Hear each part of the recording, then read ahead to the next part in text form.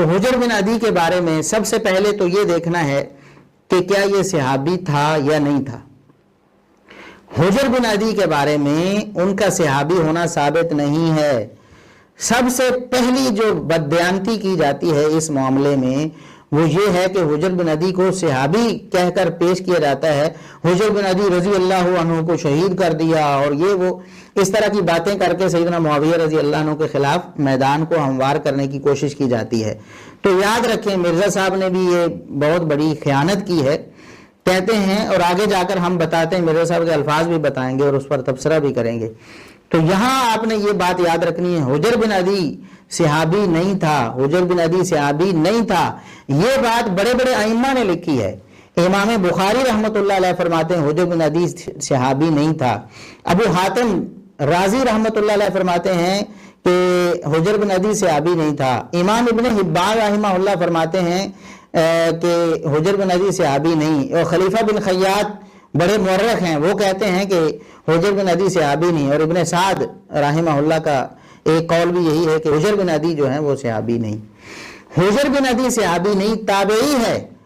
حجر بن عدی کے صحابی ہونے پہ ایک دلیل مرزا صاحب، سنگل ون، ایک دلیل صحیح سند کے ساتھ آپ پیش کریں حجر بن عدی کو آپ کیوں صحابی کہتے ہیں۔ بعض اہل علم کو یہ غلطی لگی ہے اور انہوں نے تاریخ کی بعض روایات جو آگے ہم پیش کریں گے اور ان روایات کی ہم حقیقت بیان کریں گے، ان کی بنا پر انہوں نے سمجھ لیا کہ شاید وہ صحابی، لیکن یہ بات ثابت نہیں ہے۔ مرزا صاحب ایک امام کی کتاب کا بڑا تذکرہ کیا کرتے ہیں ایک صحابی کے بیٹے کے حوالے سے، امام ابن الجوزی، نام تو سنا ہوگا نا مرزا صاحب کی زبانی آپ نے۔ تو امام ابن الجوزی کیا کہتے ہیں، مرزا صاحب آپ کے ممدوح امام، ہمارے بھی ممدوح ہیں، خطا تو کسی شخص سے بھی ہو سکتی ہے، کسی معاملے میں بھی ہو سکتی ہے، لیکن ہم کسی عالم اور کسی امام، کسی محدث اور کسی مفسر کی کسی خطا کی وجہ سے یا ہمارے موقف کے خلاف کوئی بات کرنے کی وجہ سے ہم اس کو نعوذ باللہ رافضی یا ناسبی یا بدعتی یا ہم اس کو حق چھپانے والا نعوذ باللہ نہیں کہتے۔ یہ ان لوگوں کا خاصہ ہے، یہ لوگوں کو ہمارے بارے میں کہتے ہیں جی ہم بڑے فتوے لگاتے ہیں۔ صحابہ پر آپ نے فتوے لگائے، ائمہ دین پر آپ نے، تابعین پر آپ نے، امام ترمذی پر آپ نے فتویٰ لگایا کہ اہل بیت کی دشمنی نعوذ باللہ ان میں تھی۔ آپ حیران ہوں گے کہ یہ ناسبیت اس زمانے میں بھی کس طرح گھس چکی تھی۔ یہ ترمذی میرے ہاتھوں میں ہے، اوریجنل جے پی جی آپ کو لگا دیں، کامنٹس ہیں امام ترمذی کے، وہ کہتے ہیں بعض محدثین کا کہنا ہے کہ مردوں میں سب سے پہلے اسلام لانے والے ابو بکر ہیں، حضرت علی 8 برس کی عمر میں مسلمان ہوئے اور عورتوں میں سب سے پہلے حضرت ختیجہ لائیں ایمان۔ اوپر لکھ رہے ہیں صحابی کا قول اور آگے لکھ رہے ہیں بعض بابوں نے فرما دیا ہے۔ ابن عباس کہہ رہے ہیں کہ پہلا شخص جس نے نبی علیہ السلام کے ساتھ نماز پڑھی وہ حضرت علی ہے، اور آگے امام ترمذی کا لکھ رہے ہیں لیکن بزرگ فرماتے ہیں، حضرات فرماتے ہیں۔ فرقہ وارانہ جو بیماری ہے، چاہے پرانے بابوں میں ہو یا نئے بابوں میں، چاہے سلف میں ہو یا خلف میں، فرقہ واریت ہے، فرقہ واریت ہے۔ اور امام ابراہیم نخعی جو عظیم الشان محدث ہیں، ان پر آپ نے فتویٰ لگایا کہ وہ ناسبی ہیں نعوذ باللہ۔ اور جو اگلی حدیث ہے ترمذی کی 3735، اس میں آپ دیکھیں کتنی خطرناک بات آ رہی ہے۔ تو ابراہیم نخعی تابعی ہے، اور تابعی بھی جونیئر تابعی ہے، سینئر تابعین میں بھی نہیں آتا۔ وہ فوراً کہتا ہے، عمر کہتے ہیں کہ ابراہیم نخعی نے میری اس بات کا انکار کر دیا اور کہا نہیں، سب سے پہلے تو ابو بکر ایمان لائے تھے۔ اور تنوں کوئی پوچھے تو ابو بکر کا زمانہ پایا ہے، تو عمر کا بھی زمانہ پایا ہے۔ اور آپ یہ میں آپ کو بتا رہا ہوں کہ آل امیہ میں کس قدر بغض اہل بیت انہوں نے گھول دیا تھا۔ ہم نے کس پر فتویٰ لگایا؟